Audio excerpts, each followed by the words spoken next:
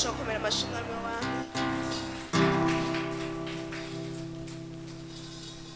Amarira umaze igihe uri kurarira, Uwiteka ahindura indirimbo shasha. Amena. Nivyo hari mama bamaze imisi yo bararira, hari habigeme bamaze imisi yo bararira, abapapa bamaze imisi yo bararira, abasore bariko bararira, ariko uyu munsi ndagomba ngo Uwiteka yahindura ibitwenge. Amena. Haleluya. Uyu munsi Uwiteka yahindura ibitwenge. Amena. Abamaze kubyizera n'abantu bamaze guhaguruka, Imana ibampera umugisha. Haleluya.